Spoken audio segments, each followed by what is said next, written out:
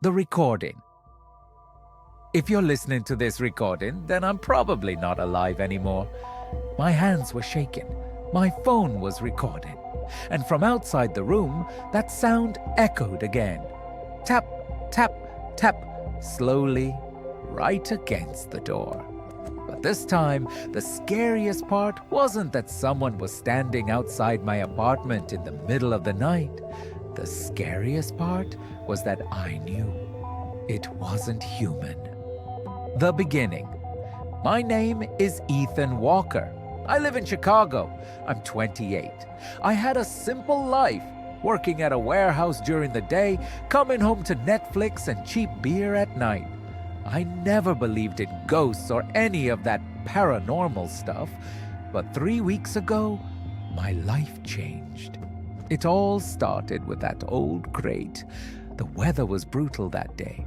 Heavy rain, cracks of lightning. The whole city felt like it was drowning in darkness.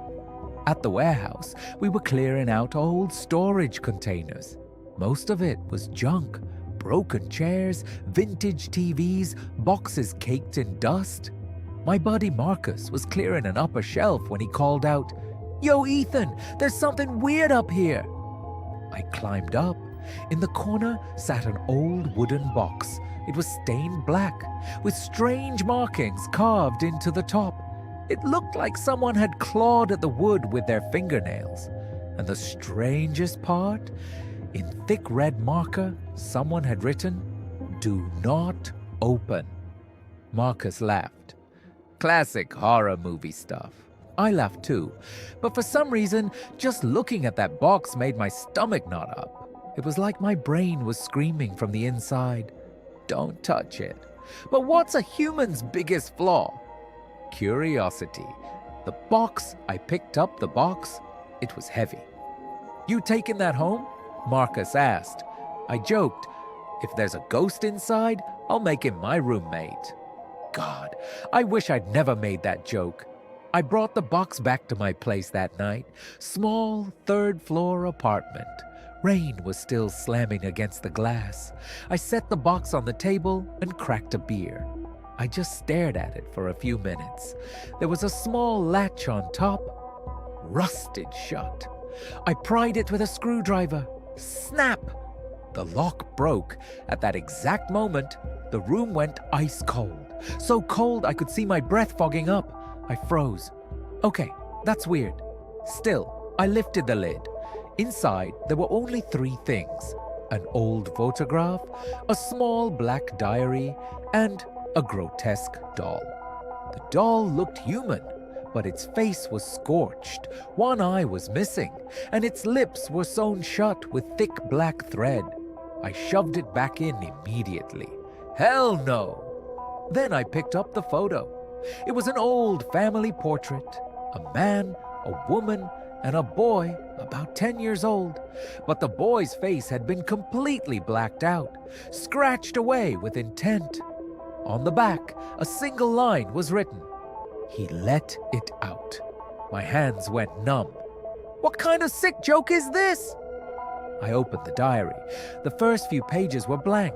Then, suddenly, on one page, a warning was scrawled in massive letters.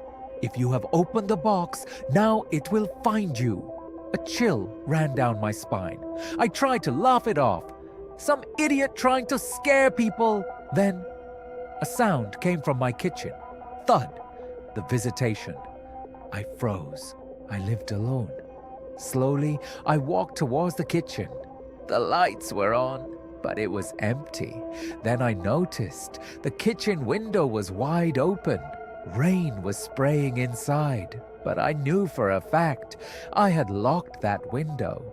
I didn't sleep that night. I must have drifted off around 3 a.m. Then, suddenly, tap, tap, tap. I bolted upright. The sound was coming from right outside my bedroom door. Low, rhythmic, persistent. Tap, tap, tap. I grabbed my phone. 3:13 a.m. My throat was bone dry. Who's there? No answer. Then the tapping stopped. I crept to the door and swung it open. The hallway was empty. but something was lying on the floor. The doll, the one I had left inside the box. My breath hitched. No! I backed away. How did the doll get outside my bedroom? I hadn't touched it. Suddenly I felt it, the sensation of being watched.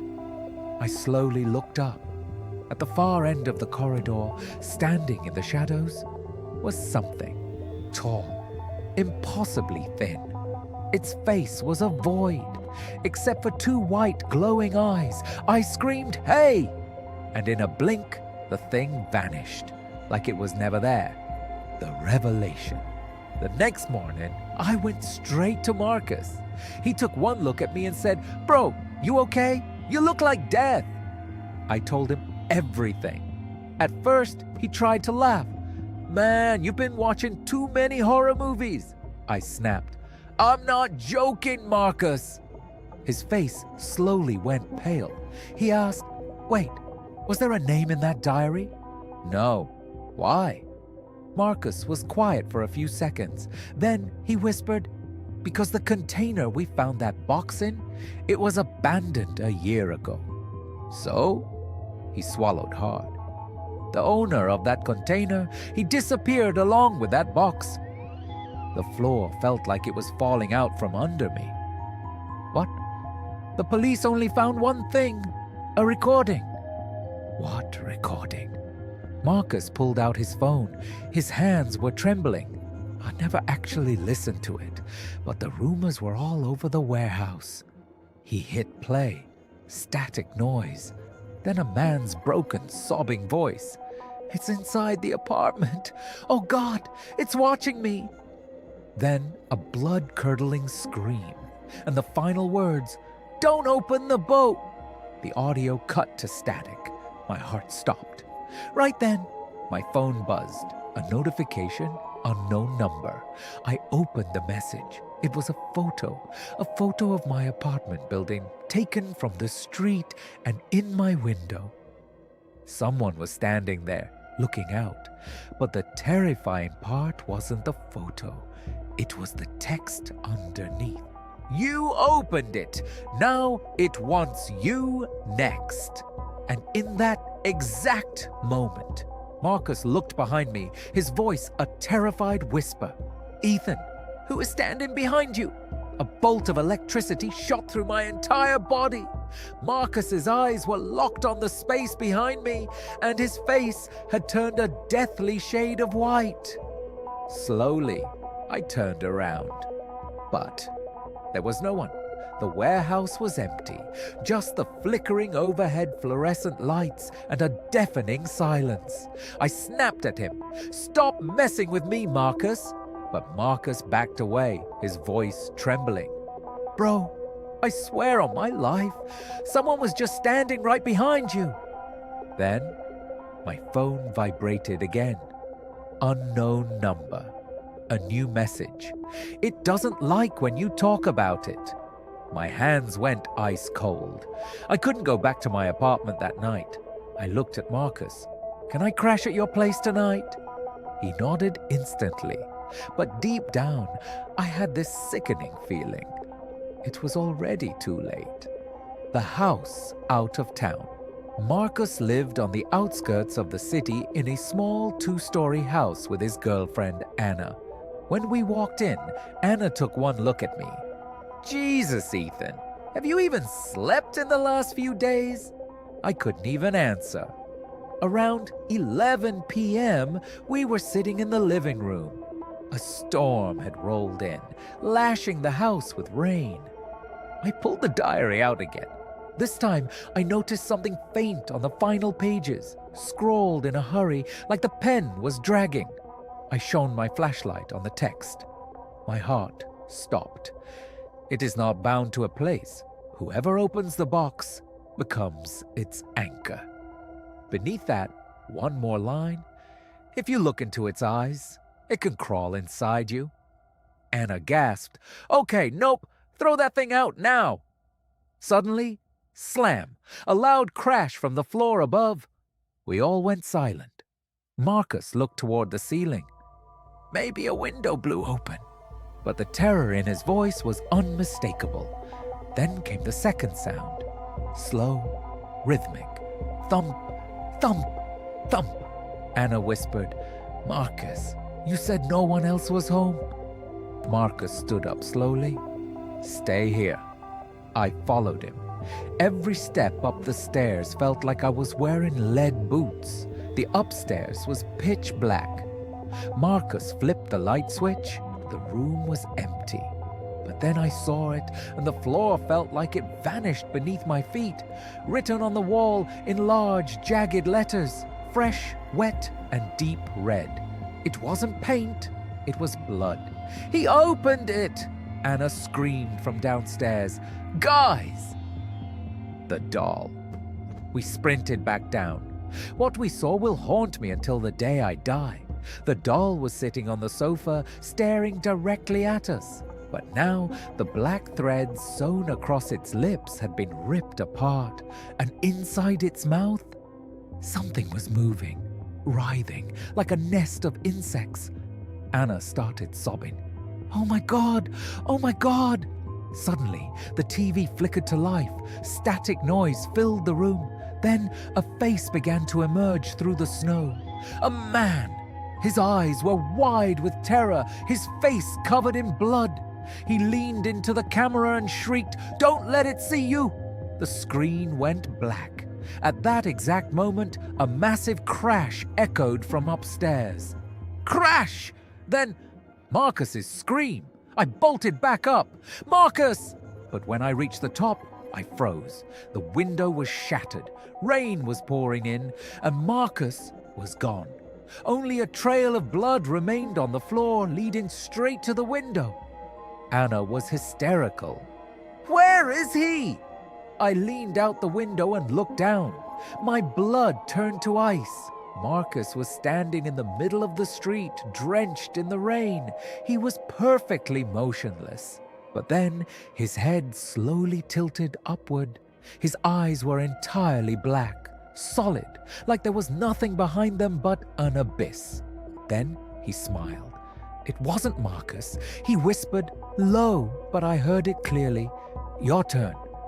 The next second, he took off toward the house with a speed that wasn't human. I slammed the window shut. Anna was screaming. Below us, the front door began to shake under violent blows. Bang, bang, bang! The whole house shuddered. Then, suddenly, everything went quiet. Dead silent, except for the rain. Anna whispered, trembling, Is it gone?" Right then, a voice spoke. Not from the hallway, not from the window. It was right against my ear, a low, rotting whisper. I never left. The final vision. My breath stopped. That voice. It didn't come from behind me. It came from inside me. A white-hot pain exploded in my head. Visions flooded my mind. An ancient house, those same markings on the walls, people screaming, and in the center, that tall, black void of a man. I realized it then. This wasn't a ghost. It was something much older, and that box wasn't a container. It was a prison. By opening it, I hadn't just let it out. I had given it a key. I collapsed to the floor in agony.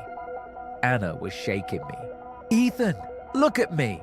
But then her face froze in sheer horror. She started backing away. Your eyes!" I grabbed a mirror lying nearby. A scream tore from my throat. Inside my eyes, black shadows were swirling. Something had woken up inside my skull.